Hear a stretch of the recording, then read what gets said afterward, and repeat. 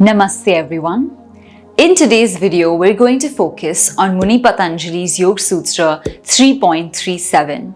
Now in this particular sutra, Muni Patanjali is helping us to understand why we need to focus on these vibhutis for themselves and not try to consider them to be siddhis or try to convert them into something powerful for worldly gain. So let's take a good look at the sutra, start breaking it up step by step and understanding it even further. The sutra itself goes, Te samadhavupsarga vyuthane siddhayaha. Alright, so this is the sutra itself. Now let's start breaking it up step by step to understand what it's trying to say. The first word over here is te, and te refers to they or those. Then we come to the next word, which is samadhi. So samadhi, of course, refers to the process of samadhi itself, the eighth step or the eighth limb in the yoga process. And then coming to the next word is upasarga. Upasarga over here is referring to something that is like a distraction, disturbance, or just some kind of a disturbance that's coming in between your practice, like an interference. Now coming to the next word is vyuthana, which refers to a certain level of usage for worldliness or worldly purposes. And the final word here is siddhi. So siddhi refers to something that is miraculous, some sort of power that is not explainable in normal scientific terms according to us. Now coming to the exact meaning of the sutra is indicating that they, so this they is questionable. We're going to find out what this they stands for. But the sutra starts off by saying that they are powers, but they can be hindrances in the path of samadhi. So this is really important because this is something that we're told again and again while studying the Vibhuti path, is that all of these are not being told to us so that we can get excited and try to work towards them and then use them for our own selfish benefit.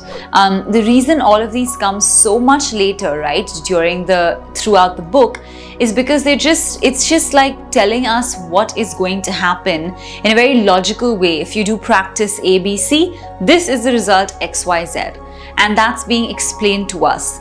But sometimes we can get a little bit attached to some of the powers that are developing, and so we might kind of forget the original goal of moving towards samadhi and just get engrossed within this stage itself, which then of course is not going to allow us to continue to move forward. Now within this sutra, there is obviously a little conjecture about what this they is at the beginning of the sutra.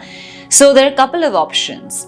Some commentators believe that this they is probably with respect to the previous sutra itself, which was talking about the superhuman development of the sensory organs and the senses. Some commentators believe it could be all of the sutras from 3.16 to 3.36 which were talking about vibhutis. So the they could be referring to all of those together. And then the third option is that it refers to vibhutis across the board. So it's talking about all of them together.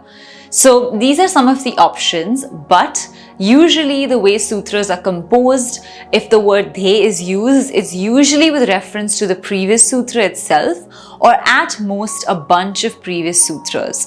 So that's what we can assume that this they is referring to. Alright, so that is a little bit of information for what the they stands for. But now let's get even deeper into the sutra and start understanding it a little bit better.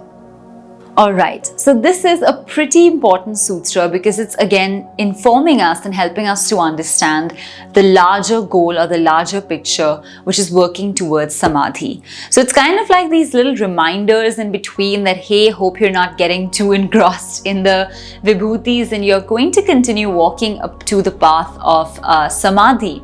But now one thing that some commentators are making very clear is this distinction between the vibhutis and the siddhis. So it is also being explained that some of the vibhutis within this chapter are actually helpful towards the Kaivalya, which is in the 4th chapter. Now, for example, just within Sutra 3.35 itself, we learned the Purusha Jnana, we learned how to understand the principle of Purusha better, which of course is essential if we want to move towards Kaivalya. So this is just one example of a Vibhuti that is almost necessary to move into the Kaivalya path. So some of these powers might seem mundane, might seem a little bit, rooted in the worldly gains, but it depends on how we use them, it depends on how we look at them, and therefore certain powers or certain vibhutis are vibhutis in themselves. They don't become siddhis or these worldly gain based powers.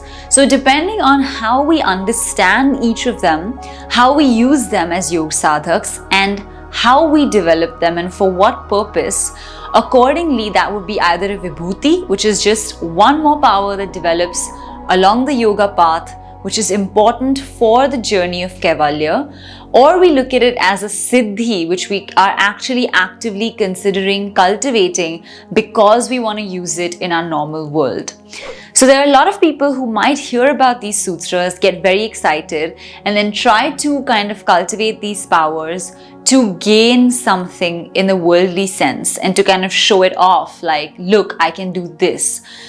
So that could happen, and that's why the sutra is kind of just reminding us that if you tend to go in that direction, if that's what you're going to do, it will not take you towards the path of samadhi, and then we come all the way back to square one, which is that we're continuing to be entangled in the world, attached to material pleasures, attached to wanting to show off a little bit about the powers that we've gained. And then, so as a result, we're never going to get free from that cycle of birth and death or move towards a samadhi with the higher divine consciousness. And so, a really important and I think quite a timely sutra in this entire segment, which is just helping us to regain perspective, focus, and to understand that yes, these are amazing. Some of them are important for Kaivalya, but let's not go so far as to get off the path of the samadhi and to start using them for worldly benefit. So that is what the Sutra 3.37 is trying to tell us. I hope you've been able to understand it. Of course, in this video, we just went over it in a very simple way. There's obviously much more to this, which we study in our classes, courses, and workshops. So if you're interested, you can check out the link in the description and hop on board for some of our classes. Apart from that, please do give this video a big thumbs up, leave your thoughts in the comment section, subscribe to the channel because we release new videos every single week, and keep supporting us as we hope to keep delivering great content to you. Now, apart from that, we look forward to seeing you in the next video or the next class, course, or workshop. And until then, take care, keep practicing, and we're going to see you very soon. Namaste.